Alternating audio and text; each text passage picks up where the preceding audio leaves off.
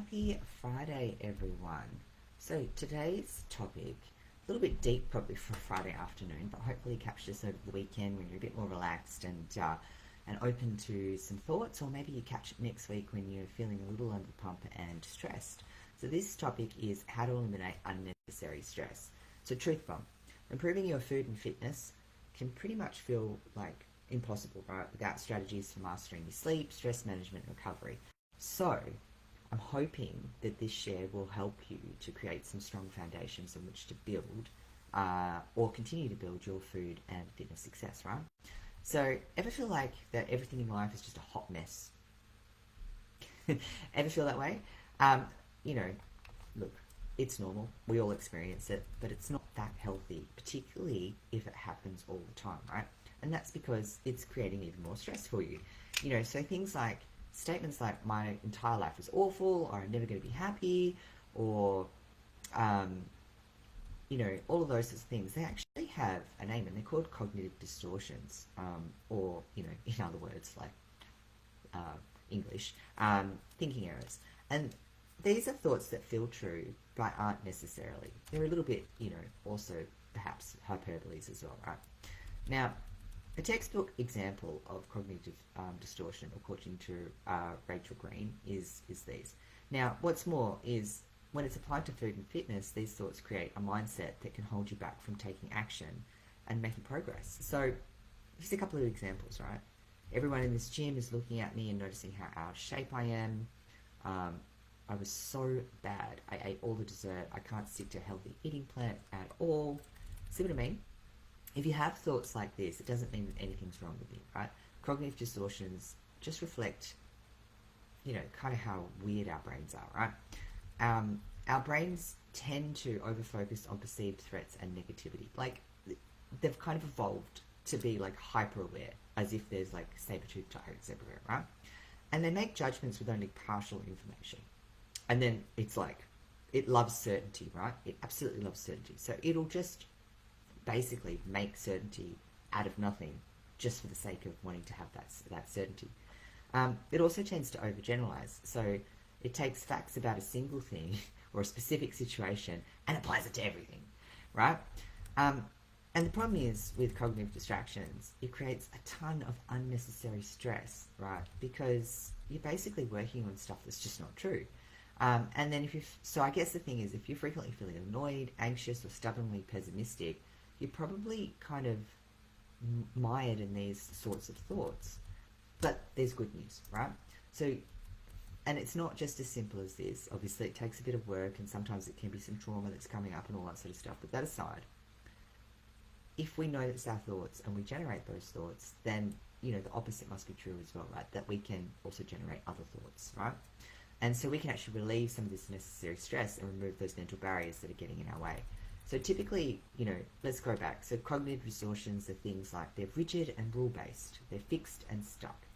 They're stale and stagnant. They reflect old beliefs usually picked up from childhood. They're pervasive. So they take one bad thing and apply it to every aspect of your life.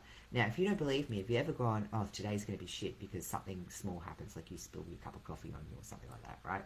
And then the rest of the day, you're looking for things to, like, basically say it's just going to be a bad day, right? You've made that judgment based on one small incident that your day is going to be terrible, which is not necessarily the case, right?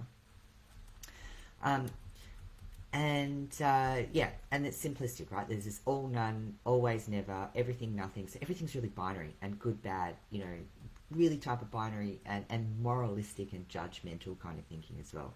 It's often biased and most often towards the negative. It's imagined. Like, you start putting things in like, I'm sure that person is thinking, or they meant this by when they did that. You don't know that. You don't know what that person is thinking at that time. And if you start inventing stories about how other people, or like the intent behind what other people are doing, it can get you in some really dark places, right? So I think that aside, the goal here is not to replace your bad thoughts with good ones, right? There's no good or bad thoughts, right? Rather, the goal is to have a more realistic and nuanced, complex and evidence-based view of events, or objectivity, right? Or otherwise known as realistic thoughts. So we want to kind of take our emotion and our imagination out of some of these stuff. And that doesn't mean that we're not being emotionally connected. It actually gives us the bandwidth to be a bit more emotionally connected. So first, we need to identify and acknowledge that you have cognitive distortions, and we all have them to some varying degree, right? And then we need to practice modifying those distortions into realistic thoughts, or reframing them, right? And really, realistic thoughts sound like this. This part of my life is really hard right now, but things will probably change. Plus, there are other things in my life that are going okay. I do worry that things might go badly, but there's also a good chance they might turn out all right, especially if I think proactively and do some planning ahead. Although I might not like the outcome of X, I can probably deal with it, right? Notice how you feel when you think more realistic thoughts. Usually it's less anxious and more open. There's a little bit more curiosity there and positivity around the future, right? Because the future, it's not happened yet. We are poor predictors of what will actually happen, right? So this shift obviously requires practice and constant work, but it can be highly effective, and it's a good way to kind of take more control over the stress and anxiety in your life.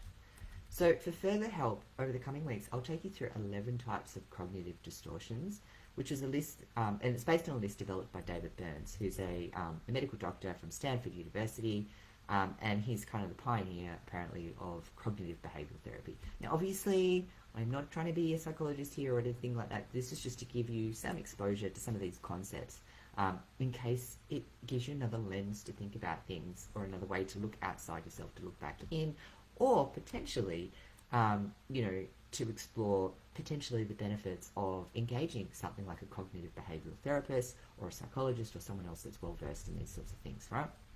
And the thing is, this list, I'm hoping you'll get some more real life examples of what these cognitive distortions look like versus the realistic thinking, and to help better shift your for a better understanding of how to shift your mindset, basically. So stay tuned and let me know in the comments if you resonated with anything, if you found this useful, and stay tuned for over the coming weeks while I go through those 11 distortions.